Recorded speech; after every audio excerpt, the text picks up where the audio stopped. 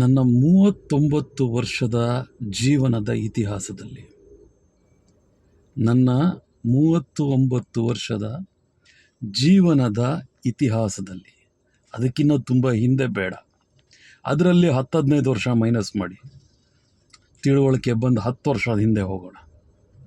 ಸ್ವಲ್ಪ ಆದರೂ ನಾಚಿಕೆ ಆಗಬೇಕು. ಅಲ್ಲಿ ನಾವು ಬಲವಂತವಾಗಿ ಕೂಡಿಸಿರ್ತಕ್ಕಂಥದ್ದು 75 ವರ್ಷದ ಹಿರಿಯ ಜೀವ. ಅದು ನಮ್ಮ ಮನೆಗಳಲ್ಲೇ ಕೆಲವು ವಿಷಯಗಳಾದಾಗ ಬಹಳ ನೋವು ತಿಂತೇವೆ. ಅದು ದೇಶದ ಆಸ್ತಿ, ಅದನ್ನು ಕಾಪಾಡ್ಕೋಬೇಕಾಗಿರೋದು ನಮ್ಮ ಕರ್ತವ್ಯ. ಆಗ್ತಾ ಇರ್ತಕ್ಕಂಥ ಸಮಸ್ಯೆಗಳು ತಳಮಟ್ಟದಲ್ಲಿದ್ದಾಗ ಒಂದು 10ನೇ ತರಗತಿ ಮಗುವಿಗೆ ಬಹಳ ಸುಲಭವಾಗಿ ಅರ್ಥ ಆಗುತ್ತೆ ನಡೆದಿರ್ತಕ್ಕಂತಹ ಘಟನೆ ಅಥವಾ ಪ್ರಕರಣ. 10ನೇ ತರಗತಿ ಮಗುಗೆ ಇವತ್ತಿನ ವಿದ್ಯೆ, ಇವತ್ತಿನ ಎಜುಕೇಷನ್ಗೂ ಹಳೆ ಎಜುಕೇಷನ್ಗೂ ತುಂಬ ವ್ಯತ್ಯಾಸ ಇದೆ. ಮಿತ್ರವೃಂದದ ಸ್ನೇಹಿತರೆ, ನಾನು ಈ ವಿಚಾರವನ್ನು ರಾಜಕಾರಣಕ್ಕೋ ಮಾತನಾಡ್ತಾ ಇಲ್ಲ. 75 ವರ್ಷದ ಹಿರಿಯ ಜೀವ, ಅವ್ರ ಬಗ್ಗೆ ನಾವು ಮಾತನಾಡಲಿಲ್ಲ ಅಂದರೆ ಅರ್ಧರಾತ್ರಿಯಲ್ಲಿ ನಿದ್ದೆ ಎದ್ದು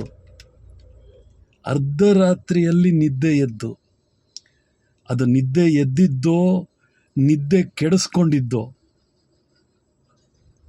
ಇಲ್ಲಿನ ಸಮಸ್ಯೆಗಳನ್ನು, ದೇಶದ ಸಮಸ್ಯೆ ಹೌದು, ಬಿಂಬಿಸೋದ್ರಲ್ಲಿ ತಪ್ಪಿಲ್ಲ. ಪ್ರತಿಭಟನೆಗಳು ಮಾಡಿರ್ತಕ್ಕಂಥ ಇತಿಹಾಸ ನಮ್ಮ ದೇಶದಲ್ಲಿ ಬಹಳ ಇದೆ. ದೇಶದ ಇತಿಹಾಸದಲ್ಲಿ ನಡೆದಿರ್ತಕ್ಕಂತಹ ಪ್ರತಿಭಟನೆಗಳು ಎಲ್ಲೂ ಕೂಡ ದುರ್ಘಟನೆಗಳಿಗೆ ದಾರಿ ಮಾಡಿರ್ತಕ್ಕಂಥದ್ದು ಬಹಳ ಅಪರೂಪ.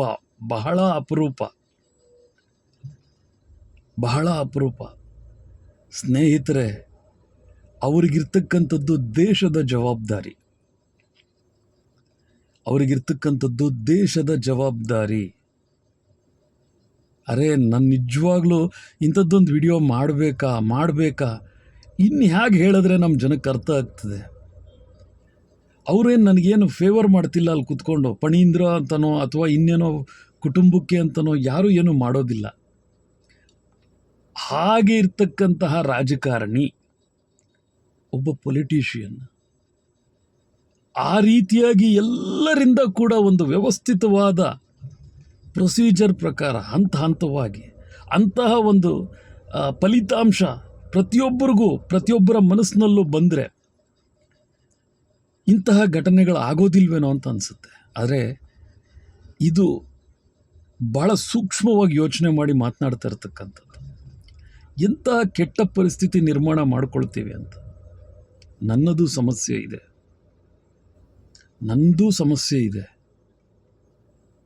ಆದರೂ ಈ ನಡೀತಾ ಇರ್ತಕ್ಕಂತಹ ಇವತ್ತಿನ ನೈಜತೆಗೆ ಕಟ್ಟಾಕೊಂಡು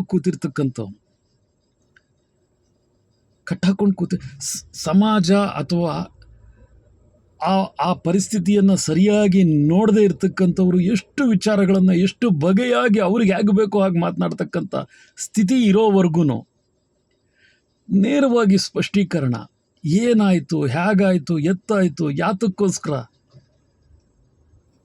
ಅದನ್ನು ಅರ್ಥ ಮಾಡ್ಕೊಳ್ಳೋದು ಹೊರತು ನಮ್ಮದೇ ವಿಧಾನದಲ್ಲಿ, ನಮ್ಮದೇ ಮಾತಿನಲ್ಲಿ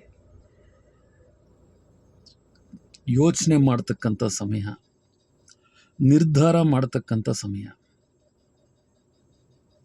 ಒಂದು ಕ್ಷಣ ಆ ವಯಸ್ಸಿನ ಗೌರವ, ಆ ಸಂಸ್ಕಾರಕ್ಕೆ ಸೇರಬೇಕಾಗಿರ್ತಕ್ಕಂತಹ ನಾವು ತೋರಿಸ್ಬೇಕಾಗಿರ್ತಕ್ಕಂಥದ್ದು ದೇಶದಲ್ಲಿ.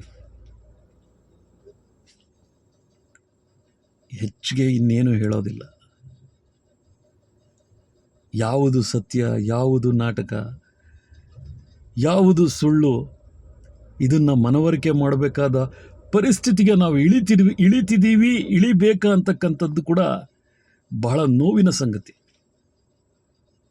ಜನ ಅರ್ಥ ಮಾಡ್ಕೊಳ್ತಾರೆ, ಜನಕ್ಕೆ ತಿಳುವಳಿಕೆ ಇದೆ, ಜನ ಮಾತನಾಡ್ತಾರೆ, ಜನ ಅವ್ರಿಗವರೇ ತಿದ್ದುಕೊಳ್ತಾರೆ, ಅವ್ರಿಗವರೇ ನಿರ್ಧಾರಗಳನ್ನು ಮಾಡ್ತಕ್ಕಂಥ ವಿದ್ಯೆ ಸಾಮಾನ್ಯ ಜ್ಞಾನ, ಜನರಲ್ ನಾಲೆಡ್ಜು, ಸಾಮಾನ್ಯ ಜ್ಞಾನ ಪ್ರತಿಯೊಬ್ಬರಿಗೂ ಇದೆ.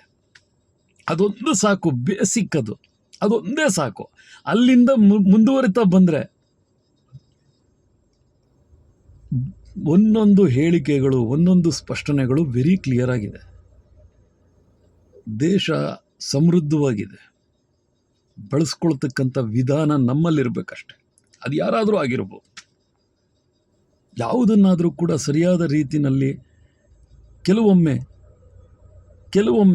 ಒಂದಷ್ಟು ವಿಚಾರಗಳು ಕೆಲವೊಮ್ಮೆ ಆಗ್ತಕ್ಕಂಥದ್ದು ಇರ್ತದೆ. ಆದರೆ ಇನ್ನೊಂದು ಹೆಜ್ಜೆ ಮುಂದೆ ಹೋಗಿ ಸರಿಯಾದ ವ್ಯಕ್ತಿಯ ಆಯ್ಕೆಯನ್ನು ಮಾಡಿ, ವಿದ್ಯೆಗೆ ಅರ್ಹತೆ ಯಾರಿಗೆ ಕೊಟ್ಟರೆ ಅದು ಸಮರ್ಪಕವಾಗಿರುತ್ತೆ ಅಂತ ಈಗ ಜನ ರಾಜಕೀಯದಿಂದ, ಮತಗಳಿಂದ, ಧರ್ಮಗಳಿಂದ, ಜಾತಿಗಳಿಂದ ಹೊರಗಡೆ ಬಂದು ನೋಡುವಂಥ ಸ್ಥಿತಿ ನಿರ್ಮಾಣ ಆದರೆ ಮಾತ್ರ ಸತ್ಯಾಸತ್ಯತೆ ಕಾಣಬಹುದೇನೋ. But it is really didn't acceptable. ಅವರು ಪ್ರಶಾಂತವಾಗಿದ್ದರೆ ಇನ್ನೊಂದು ಹೆಜ್ಜೆ ಮುಂದಕ್ಕೆ ಕರ್ಕೊಂಡು ಹೋಗ್ತಾರೆ. ಹದಗೆಟ್ಟಿರ್ತಕ್ಕಂಥದ್ದನ್ನು ಸರಿಪಡಿಸೋದು ಬಹಳ ಸುಲಭ ಅಲ್ಲ. ಒಂದು ಸಣ್ಣ ಉದಾಹರಣೆ ಈ ರೀತಿ ಹೇಳ್ಬೋದು. ನಾನು ನಿನ್ನೆ ದಿನ ಅಡುಗೆಯನ್ನು ಮಾಡ್ತಾಯಿದ್ದೆ. ಮನೆಯಲ್ಲಿ ಟಕ ಟಕ ಟಕ ಟಕ ಬಂದೆ, ಏನೋ ಒಂದು ಮಾಡಬೇಕು ಅನ್ನಿಸ್ತು, ಮಾಡೋದಕ್ಕೆ ಹೋದೆ. ಬಟ್ ಕೆಲವೊಂದು ಸಲ ನನಗೆ ಆ ಅಡುಗೆಯನ್ನು ಮಾಡೋದು ಗೊತ್ತಾಗಲಿ, ಅದಕ್ಕೆ ರುಚಿಗೆ ತಕ್ಕಷ್ಟು ಉಪ್ಪನ್ನು ಹಾಕೋದು ನನಗೆ ಗೊತ್ತಿಲ್ಲ. ಏನು ನಡೀತೋ ವಿಚಾರ ಹಾಗೆ ಹೇಳಿದೆ, ರುಚಿಗೆ ತಕ್ಕಷ್ಟು ಉಪ್ಪು ಹಾಕೋಕ್ಕೆ ಗೊತ್ತಿಲ್ಲ ನನಗೆ. ಆದರೆ ಆ ರುಚಿಗೆ ತಕ್ಕಷ್ಟು ಉಪ್ಪು ಇದೆಯಲ್ಲ, ಆ ಉಪ್ಪನ್ನು ಹಾಕೋದಕ್ಕೆ ನಾನು ನನ್ನ ಮನೆಯಲ್ಲಿರ್ತಕ್ಕಂಥ ತಮ್ಮನನ್ನು ಅಥವಾ ತಮ್ಮನ ಹೆಂಡತಿನೋ ಸಹಕಾರ ಕೇಳಿದೆ. ಎಷ್ಟು ಹಾಕಬೇಕು ಹಾಕಮ್ಮ, ಇಷ್ಟು ಕಷ್ಟಪಟ್ಟು ಮಾಡಿರ್ತೀವಿ, ಯಾವ್ಯಾವ ನನ್ನ ತಮ್ಮಂಗೆ ಹಾಕೋ ಒಂಚೂರು, ಇಷ್ಟು ಕಷ್ಟಪಟ್ಟು ಮಾಡಿರ್ತೀವಿ. ಅದನ್ನು ಸ್ವೀಕಾರ ಮಾಡ್ತಕ್ಕಂಥ ಸಮಯದಲ್ಲಿ ಸಣ್ಣ ತಪ್ಪಾದರೆ ಅದೆಲ್ಲ ವ್ಯರ್ಥ ಪ್ರಯೋಜನ ಆಗುತ್ತೆ. ಪಕ್ಷಗಳನ್ನು ದೂರ ಇಡಿ. ಯಾವ ಪಕ್ಷ ನಮಗೇನಾಗಬೇಕಾಗಿಲ್ಲ, ಯಾವ ಪಕ್ಷ ಆದರೂ ಪರವಾಗಿಲ್ಲ. ಉತ್ತಮ ಫಲಿತಾಂಶ ಬರ್ತಕ್ಕಂತಹ ಆಯ್ಕೆ ಮಾಡುವಂಥ ಸ್ಥಿತಿ ಬರಬೇಕು. ಇರೋದ್ರಲ್ಲಿ ಅಂತ ಎಲ್ಲಿಯವರೆಗೂ ಸಹಿಸ್ಕೊಂಡಿದ್ದೀವಿ, ಸಹಿಸ್ಕೊಳ್ಳೋ ಶಕ್ತಿ ಇನ್ನೂ ಇದೆ, ಇನ್ನೂ ಸಹಿಸ್ಕೊಳ್ತೇವೆ. ಬಟ್ ಈ ಸಹಿಸ್ಕೊಳ್ತಕ್ಕಂಥದ್ದು ಎಲ್ಲ ಸಮಯದಲ್ಲೂ ಎಲ್ಲರಿಗೂ ಸಾಧ್ಯ ಇಲ್ಲ. ಹಾಗೆ ಅಂತ ಬೇಡದ ಅಥವಾ ಇಷ್ಟ ಆಗದ ರೀತಿಯಲ್ಲಿ ಅದನ್ನು ನಾವು ಬಹಿರಂಗಪಡಿಸ್ತೀವಿ ಅಂತಕ್ಕಂಥದ್ದು ತಪ್ಪಾಗುತ್ತೆ. ಯೋಚನೆ ಮಾಡಿ ಎಲ್ಲದಕ್ಕೂ ಕೂಡ ಶ್ರೇಷ್ಠ, ಉತ್ತಮ ಎಲ್ಲ ಪದ ನೋಡಿ, ಮಾಮೂಲಿ ನಾರ್ಮಲ್, ಓಕೆ, ಉತ್ತಮರು, ಶ್ರೇಷ್ಠರು, ಇವೆಲ್ಲ ಅರ್ಥ ಮಾಡ್ಕೊಳ್ಳಿ. ಅವಕಾಶಗಳಿದ್ದಾಗ ಗುರುತಿಸ್ತಕ್ಕಂಥ ಕೆಲಸಗಳನ್ನು ಮಾಡಿ. ಭವಿಷ್ಯ ಯಾರ ಕೈಯಲ್ಲೂ ಇರೋದಿಲ್ಲ, ನಮ್ಮ ಆಯ್ಕೆ ಆಗಿರ್ತದೆ. ಆ ಆಯ್ಕೆಯನ್ನು ಸರಿಯಾದ ರೀತಿಯಲ್ಲಿ ನಾವೇ ನಿರ್ಧಾರ ಮಾಡಬೇಕಾಗ್ತದೆ. ನಾನಿಲ್ಲಿ ಒಬ್ಬ ಮೋದಿಯವ್ರ ಬಗ್ಗೆ ನಾನು ಮಾತನಾಡ್ತಾ ಇರ್ತಕ್ಕಂಥದ್ದಲ್ಲ,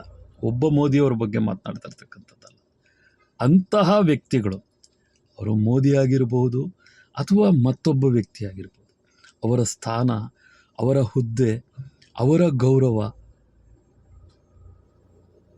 ಎಲ್ಲವನ್ನು ಕೂಡ ಸೂಕ್ಷ್ಮವಾಗಿ ಪರಿಗಣನೆಗೆ ತೆಗೆದುಕೊಂಡು ನಾವಿರಬೇಕಾಗ್ತದೆ. ಏಕೆಂದರೆ ಅದು ಪ್ರಧಾನಿಗಳಲ್ಲ, ಅವರು ದೇಶದ ಮುಖಚಿತ್ರ.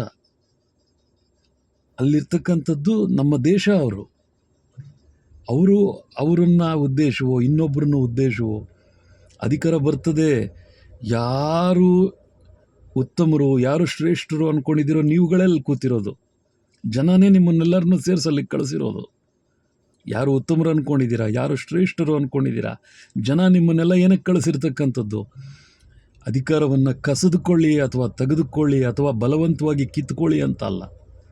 ನಾನು ಉದ್ದೇಶಪೂರ್ವಕವಾಗಿ ಮಾಡ್ತಾ ಇರ್ತಕ್ಕಂಥ ವಿಚಾರ ಅಲ್ಲ.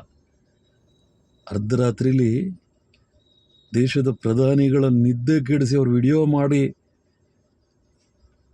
ಅದು ಸಲ್ಲ, ಅದು ರೈಟ್ ಅಲ್ಲ. ಅದು ಅವರು ನಮ್ಮನ್ನೆಲ್ಲ ಮಲಗೋದಕ್ಕೆ, ನೆಮ್ಮದಿಯಾಗಿ ಮಲಗೋದಕ್ಕೆ ಅವಕಾಶ ಮಾಡಿಕೊಡ್ತಾ ಇರ್ತಕ್ಕಂಥವ್ರು.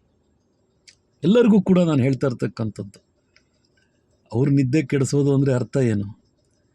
ನಮ್ಮೆಲ್ಲರ ನಿದ್ದೆ ಕೆಡ್ತಕ್ಕಂಥದ್ದು ಅಂತ. ದಯವಿಟ್ಟು ವಿಚಾರವಾದಿಗಳಾಗಿ 10 ಜನ ಕೂತಾಗ, 4 ಜನ ಕೂತಾಗ, ಒಬ್ಬರೇ ಇದ್ದಾಗ ಸರಿ ತಪ್ಪು ನಮ್ಮ ಕೈಯಲ್ಲೇ ಇದೆ. ಎಲ್ಲ ಒಳ್ಳೇದು ಯಾವುದು, ಕೆಟ್ಟದ್ದು ಯಾವುದು, ನಾವು ಮಾಡ್ತಾ ಇರೋದೇನು, ನಾವೇನು ಅಪೇಕ್ಷೆ ಪಡ್ಬೋದು, ಎಲ್ಲ ನಮ್ಮ ಕೈಯಲ್ಲೇ ಇದೆ. ಎಲ್ಲವೂ ನಮ್ಮಿಂದಲೇ ಸಾಧ್ಯ. ಆದರೆ ಒಂದು ಕ್ಷಣದ ಆತುರದ ನಿರ್ಧಾರ, ಹಾಗೆ ಒಂದು ಕ್ಷಣದ ನಿಧಾನದ ನಿರ್ಧಾರ ಕೂಡ. ಆಲಸ್ಯಂ ಅಮೃತಂ ವಿಷಂ ಅಂತ ಹೇಳ್ತೀವಿ. ಪ್ರತಿಯೊಂದಕ್ಕೂ ಪ್ರಮಾಣಗಳಿದೆ, ವೈಜ್ಞಾನಿಕ ಚಿಂತನೆಗಳಿದೆ, ಸಾಮಾಜಿಕ ಚಿಂತನೆಗಳಿದೆ, ಕೌಟುಂಬಿಕ ಚಿಂತನೆಗಳಿದೆ. ಯಾರು ಬೇಕು, ಯಾರಿದ್ದರೆ ಏನಾಗ್ತದೆ ಅಂತಕ್ಕಂತಹ ಸಾಮಾನ್ಯ ಜ್ಞಾನ. ಕುರಿ ಹೋಗಿ, ಮೇಕೆ ಹೋಗಿ ಅದು ಎಲೆಗಳನ್ನು ತಿಂತದೆ, ಹಸು ಹುರುಳಿಯನ್ನು ಕುದುರೆ ಹುರುಳಿಯನ್ನು ತಿಂತದೆ, ಅಥವಾ ಅದು ಹುಲ್ಲು ತಿಂತದೆ, ಅಥವಾ ಇನ್ಯಾವುದೋ ಕೋಳಿ ಅದಕ್ಕೇನು ಬೇಕೋ ಅದನ್ನು ತಿಂತದೆ. ನಾವು ಮನುಷ್ಯರು ನಮಗೇನು ಬೇಕೋ ಅದನ್ನು ಸ್ವೀಕಾರ ಮಾಡತಕ್ಕಂತಹ ಸಾಮಾನ್ಯ ಜ್ಞಾನ ಎಲ್ಲ ವಿಚಾರಕ್ಕೂ ಸೇರಿಸಿ, ಭವಿಷ್ಯದ ನಿರ್ಧಾರಗಳಿಗೂ ಕೂಡ ಆ ಸಾಮಾನ್ಯ ಜ್ಞಾನವನ್ನು ಸೇರಿಸ್ತಕ್ಕಂಥದ್ದು ಮಾಡಿ. ಬಹಳ ಯೋಚಿಸಿ, ಎಲ್ಲವನ್ನೂ ಕೂಡ ಯೋಚಿಸಿ ನಿರ್ಧಾರ ಮಾಡಿ. ಒಂದು ತಪ್ಪು ನಿರ್ಧಾರ ಜೀವನಕ್ಕೆ ನಮಗೆಲ್ಲರಿಗೂ ಕೂಡ ಮಾರಕನೇ. ಯಾರು ಮಾಡಿದ್ರೂ ಕೂಡ ಅದರಲ್ಲಿ ಯಾರೂ ಅದರಿಂದ ಹೊರತಿರ್ತಕ್ಕಂಥದ್ದವರಲ್ಲ, ಇನ್ಕ್ಲೂಡಿಂಗ್ ಮೀ. ಬಹಳ ಬಹಳ ಯೋಚನೆ ಮಾಡಿ, ಬಹಳ ಇಂಥದ್ದೊಂದು ವಿಡಿಯೋ ಮಾಡಲಾ ಬೇಡವಾ, ಮಾಡಿದ್ರೆ ಏನು ತಪ್ಪು, ಮಾಡಿದ್ರೆ ಇಂಥ ಸ್ಥಿತಿ ಏನಿದೆ, ನಾವು ಅಂದ್ಕೊಂಡಿರ್ತಕ್ಕಂಥದ್ದನ್ನು ನಾವು ಹೇಳೋದಕ್ಕೆ ಕೂಡ ಇದರಲ್ಲಿ ಏನಿದೆ? ನಾನು ಹೇಳ್ತಿದ್ದೀನಲ್ಲ, ಒಬ್ಬ ಪ್ರಧಾನಿಗಳಷ್ಟೇ, ಅಲ್ಲಿ ಮೋದಿ ಅನ್ನೋ ಹೆಸರನ್ನು ತೆಗೀರಿ ಪರವಾಗಿಲ್ಲ, ಒಬ್ಬ ಪ್ರಧಾನಿಗಳು 75 ವರ್ಷದ ಹಿರಿಯರು, ಅವ್ರು ನಿದ್ದೆ ಮಾಡೋದಕ್ಕೆ ಬಿಡಲ್ಲ ಅಂದರೆ ದೇಶದ ಜವಾಬ್ದಾರಿ, ನಮ್ಮ ಮನೆ ಜವಾಬ್ದಾರಿಗಳು ನಮ್ಮ ಕೈಯಲ್ಲಿ ನಿಭಾಯಿಸೋಕ್ಕಾಗ್ತಲ್ಲ. 4 ಗೋಡೆ, ಆ ಗೋಡೆನಲ್ಲಿ ಅಪ್ಪ ಅಮ್ಮ ತಮ್ಮ, ಇದು ಇನ್ನೇನಿದ್ರೆ ಸಂಸಾರಗಳು, ಮಕ್ಕಳು ಮರಿಗಳು, ನಮ್ಮ ಜನಸಂಖ್ಯೆ ಅವ್ರು ಹಿಡ್ಕೊಂಡಿರೋದು ಅವ್ರ ಕೈಯಲ್ಲಿ. ಚೂರು ವ್ಯತ್ಯಾಸ ಆದರೆ ಪಾಪ ಅವರೇ ಉತ್ತರ ಕೊಡ್ತಕ್ಕಂಥದ್ದು ಕೂಡ. ಅದಕ್ಕೆ ನಾನು ಹೇಳ್ತಾ ಇರ್ತಕ್ಕಂಥದ್ದು ಆ ಸ್ಥಾನದಲ್ಲಿ ಯಾರು ಕೂತರು ಅಷ್ಟೇ. ಯಾಕಂದರೆ ನಾವೇ ತಾನೇ ಕಳಿಸ್ಕೊಡೋದು, ನಾವೇ ತಾನೇ ಇಲ್ಲಿಂದ ನಾವು ಅವ್ರನ್ನ ಕಳಿಸ್ಕೊಡ್ತಕ್ಕಂಥದ್ದು. ಇವತ್ತು ಮೋದಿ ಅವರೇನಲ್ಲೇ ಇರೋದಿಲ್ಲ, ಶಾಶ್ವತ ಅಲ್ವಲ್ಲ, ಆಮೇಲೆ ಇನ್ನೊಬ್ಬರು ಬರ್ತಾರಲ್ವ. ಆಗಲೂ ನಾವು ನಮ್ಮ ಮನಸ್ಸಿಗೆ ಬಂದವ್ರನ್ನ ಅಲ್ಲಿ ಕಳಿಸೋದ್ರೆ ಆಗೋದಿಲ್ಲ. ಇಲ್ಲಿ ನಮ್ಮ ಮನೆಗೆ 4 ಬೌಂಡ್ರಿ ಆಗಿದೆ, ಆ ದೇಶಕ್ಕೂ ಅಷ್ಟೇ ಬೌಂಡ್ರಿ ಇದೆಯಲ್ಲ. ಯೋಚನೆ ಮಾಡಬೇಕಲ್ವ ನಾವೆಲ್ಲ ಕೂಡ. ಅಷ್ಟು ಸುಲಭನ? ನಾವಾದರೆ 4 ಗೋಡೆ ಕಟ್ಕೊಂಡ್ಬಿಟ್ವಿ, ಅಲ್ಲ ಆ ಪರಿಸ್ಥಿತಿ ಇದೆಯಾ? ಯೋಚನೆ ಮಾಡಬೇಕು ನಾವೆಲ್ಲರೂ ಯೋಚನೆ ಮಾಡಬೇಕು. ನಾವು ಸೇಫಾಗಿ ಮಲ್ಕೋತೀವ ಅಲ್ಲೆಲ್ಲ? ಅಲ್ಲಿ ಹೋಗಿ ಎಲ್ಲರೂ ನಿಂತ್ಕೊಳ್ಳೋಕ್ಕಾಗ್ತದ? ಯಾಕೆ ಹೇಳಿ ಇದೆಲ್ಲ? ಇದೇ ಇಂತಹ ಮಾತುಗಳು, ವಿಚಾರಗಳು, ಯೋಚನೆ ಮಾಡ್ತಕ್ಕಂಥ ಸ್ಥಿತಿ ನಿರ್ಮಾಣ ಆಗದೆ ಇನ್ನೂ ಬಾಲಿಶತನವಾಗಿ ಚಿಂತನೆಗಳು ಮಾಡ್ತಕ್ಕಂತಹ ಸ್ಥಿತಿ ನಾವು ನಿರ್ಮಾಣ ಮಾಡ್ಕೊಳ್ತೀವಿ ಅಂತಂದರೆ ವಿದ್ಯಾರ್ಥಿಗಳಿಗೆ ಅನ್ಯಾಯ ಆಗೋದಕ್ಕೆ ಯಾರೂ ಬಿಡೋದಿಲ್ಲ.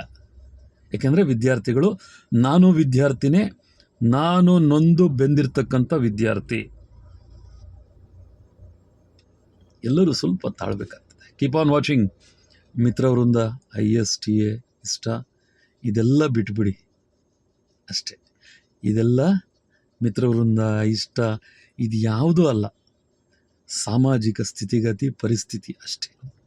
ಅದೊಂದನ್ನು ಇಟ್ಕೊಂಡೇ ಮಾತನಾಡಿರ್ತಕ್ಕಂಥದ್ದು. ನಿಮ್ಮೆಲ್ಲರಿಗೂ ಕೂಡ ಇದು ಸುಲಭವಾಗಿ ಅರ್ಥ ಆಗುತ್ತೆ ಅಂತ ಭಾವಿಸ್ತಾ, ನಿಮ್ಮ ಕಡಿಮೆ ಅಂದರೆ ಕಡಿಮೆ ಪಕ್ಷ ಒಂದು 10 ನಿಮಿಷವೋ 15 ನಿಮಿಷವೋ ದೇಶದ ಚಿಂತನೆಯನ್ನು ಮಾಡ್ತಕ್ಕಂತಹ ಒಂದು ಅದ್ಭುತವಾದ ಸಮಯವನ್ನು ಇಟ್ಟು ನೀವು ಮಾತನಾಡಿ, ಜೊಳ್ಳನ್ನು ತೆಗೆದು ಹಾಕಿ. ಜೊಳ್ಳಂದರೆ ಗೊತ್ತಲ್ಲ, ಅಕ್ಕಿಯನ್ನು ಕೇರ್ತಿರಲ್ವ, ಕೇರಿದಾಗ ಏನಾಗ್ತದೆ, ಆ ಅಕ್ಕಿಯ ಹಿಂದಿನ ಕಾಲದಲ್ಲಿತ್ತು, ಈ ಸಿಸ್ಟಮ್ ಈಗಿಲ್ಲ.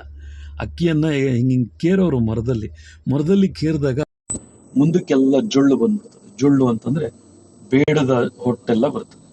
ಆ ನಂತರದಲ್ಲಿ ನುಚ್ಚು ಬರ್ತದೆ, ಅಕ್ಕಿ ನುಚ್ಚು ಬರ್ತದೆ. ಅದೆಲ್ಲ ಕೂಡ ಅವಶ್ಯಕತೆ ಇಲ್ಲದ್ದು ಅಂತ, ಒಳ್ಳೆಯ ಅಕ್ಕಿ ಸಿಗ್ತದೆ. ಆ ರೀತಿ ನೀವು ಕೂಡ ನಿಮ್ಮ ಆಯ್ಕೆಯನ್ನ ಪರಿಶುದ್ಧವಾಗಿ ಮಾಡಿ ಅಂತಹ ಸ್ಥಿತಿ ತಗೊಂಬನ್ನಿ ಪ್ಲೀಸ್, ದಯವಿಟ್ಟು.